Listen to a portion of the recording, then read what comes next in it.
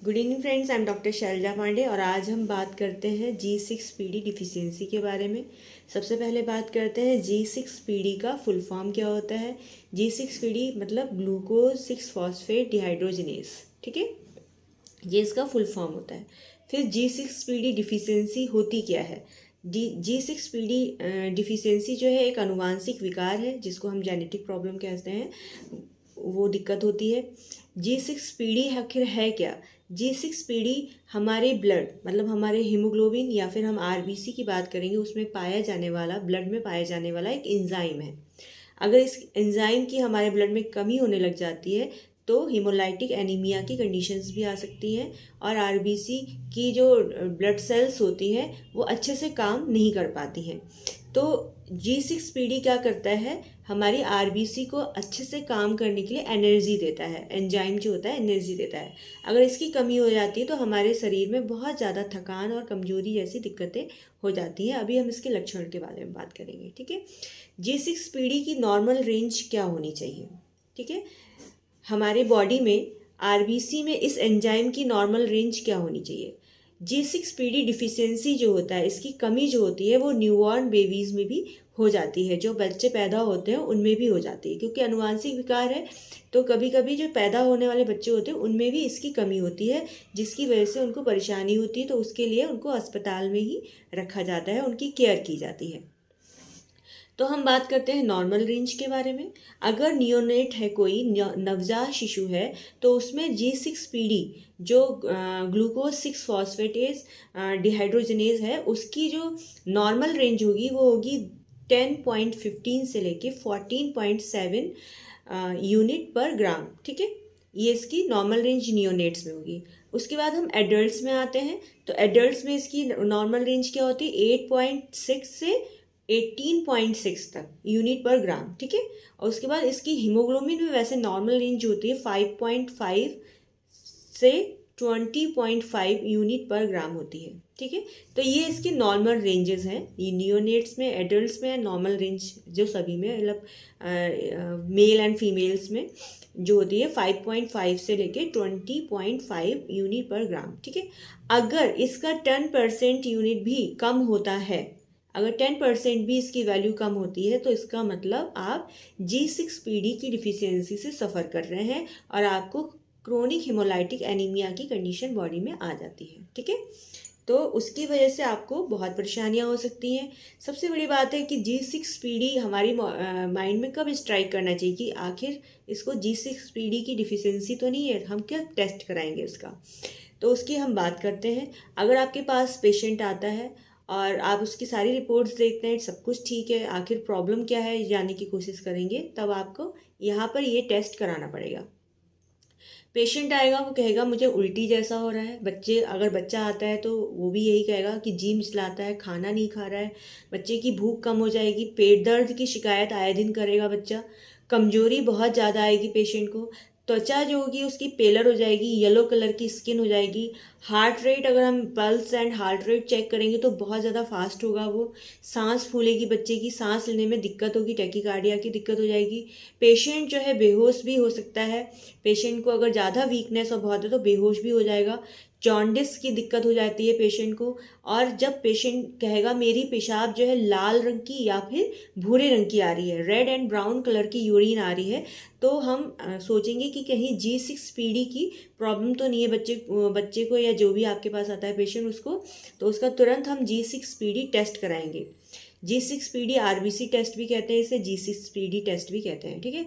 और इसमें क्या होता है, पेशेंट को स्प्लीन इलाजमेंट हो जाता है पेशेंट के, ठीक है। तो ये सिम्टम्स पेशेंट के अंदर आएंगे। इनको हम अगर देखते हैं, मरीज के लक्षण देखेंगे, तो हमें तुरंत इसका टेस्ट करा लेना चाहिए, ठीक है। अब G6PD का जब हम टेस्ट कराते हैं तो इसमें एक तो ब्लड लिया जाता है पेशेंट का, और इसमें खाली पेट जाने की कोई आवश्यकता नहीं होती। इसमें ऐसा कोई नियम नहीं है कि सुबह खाली पेट जाएं, आप खाना खा के भी जा सकते हैं। इसमें ब्लड लेके इसमें G6PD की जो मात्रा, एंजाइम की मात्रा है, उसको चेक किया जाता है।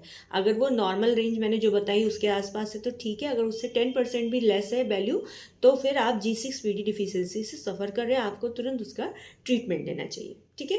अब हम G6PD होने के कारण क्या हो सकते हैं। देखिए, एक तो मैंने बताया कि जेनेटिक कॉज होता है, आनुवांशिक कारण होता है। इसके अलावा भी कई कारण होते हैं, जैसे वायरल इन्फेक्शन, है ना। अगर वायरल इन्फेक्शन हो गया तो उसकी वजह से G6PD हो सकता है। एंटीबायोटिक्स, अगर हाई एंटीबायोटिक्स आप यूज़ कर रहे हैं तो उसकी वजह से हो सकता है।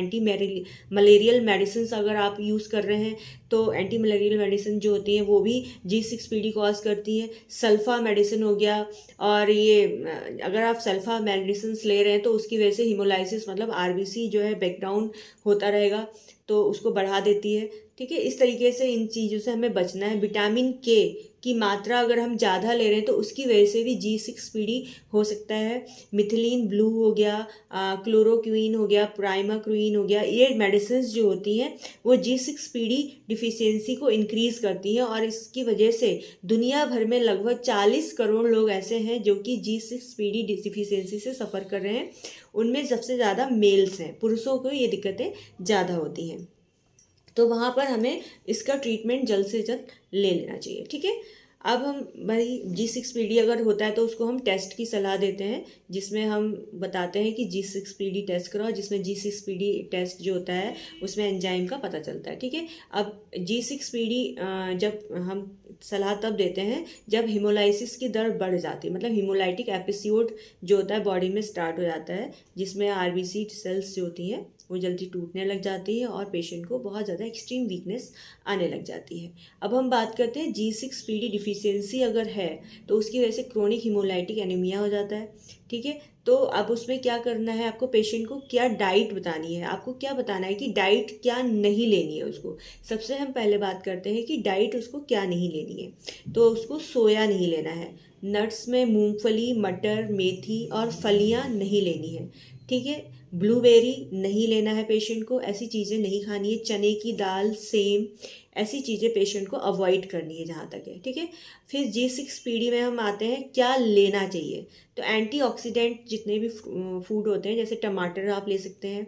G6PD के पेशेंट को अनार, सेब, संतरा, अंगूर, खजूर, पालक, खुआनी, अखरोट और जामुन ऐसी चीज़ें खानी चाहिए, और ब्लैक टी उनके लिए अच्छा होता है। G6PD के डिफिशियंसी के पेशेंट को green tea and white T जो होती है, मतलब चाय जो हम दूध डाल के पीते हैं, ऐसी चाय अवॉइड करनी है। पेशेंट के लिए ब्लैक टी अच्छी होती है। अगर पेशेंट बिना चाय के नहीं रह सकता है तो वो ब्लैक टी यूज़ कर सकते हैं। अब हम बात करते हैं G6PD डिफिशियंसी अगर किसी न्यूबॉर्न में है, नवजात शिशु में है, तो कैसे उसका वो करेंगे। ठीक है, तो जैसे नवजात शिशु में अगर G6PD डिफिशियंसी की दिक्कत है तो गर्भनाल रक्त, मतलब जो वहाँ पे ब्लड होता है उसमें एंजाइम की जो गतिविधि है, मतलब जो एंजाइम है G6PD उसका ब्लड में कितना है या उसके अंदर डिफिशियंसी तो नहीं हो रही, उसके द्वारा हम जांचते हैं। ठीक है, उसको क्या होता है, एक दिन के जन्म लेने के एक दिन के भीतर ही उसकी जांच कर ली जाती है, और अगर डिफिशियंसी आती है G6PD तो पेरेंट्स को सलाह दी जाती है बच्चे को 2 सप्ताह तक हॉस्पिटल में ही रखा जाता है अपनी निगरानी में, और उसकी देखभाल की जाती है। तो इस तरीके से हम G6PD नवजात शिशु में देखते हैं। ठीक है, अब हम आते हैं इसके ट्रीटमेंट के ऊपर। होम्योपैथिक मेडिसिन जो है G6PD डिफिशियंसी के लिए बहुत अच्छी दवाइयाँ हैं। First medicine is CPR 200, second medicine is China 200 and ferrum met 200।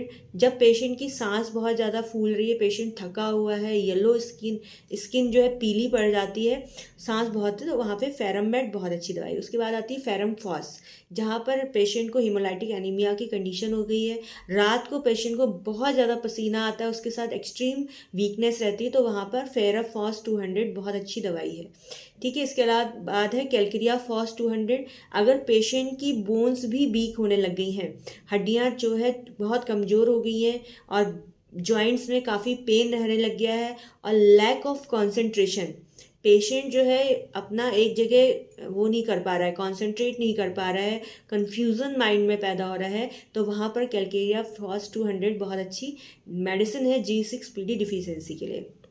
इसके अलावा एक मेडिसिन है एलिट्रस फेरिनोसा। एलिट्रस फेरिनोसा पेशेंट को अगर बार बार चक्कर आ रहे हैं, बहुत ज़्यादा थकान हो रही है, स्किन का येलो पड़ गई है, और एक्सट्रीम वीकनेस है पेशेंट में, चक्कर आना, उल्टी जैसा होना, तो ऐसी दिक्कतें अगर हैं तो एल्ट्रिस फेरिनोसा जो है G6PD डिफिशियंसी के लिए बहुत अच्छी दवाई है, आप पेशेंट को एडवाइस कर सकते हैं। मगर मैं सारे मरीजों से बस इतना ही कहूँगी कि कोई भी दवाई लेने से पहले डॉक्टर से कंसल्ट जरूर करें, क्योंकि आप अगर ऐसे ही दवाई ले लेंगे तो आपके सिम्टम रिलीज मतलब ठीक हो सकते हैं, मगर डिजीज़ को कम्प्लीटली ठीक करने के लिए हम पेशेंट की प्रॉपर केस हिस्ट्री एंड उसकी पूरा केस हिस्ट्री लेते हैं, उसकी past history, personal history and physical general, mental general, family history, क्योंकि ये अनुवांशिक है तो ऑब्वियसली इसमें फैमिली हिस्ट्री बहुत मायने रखती है।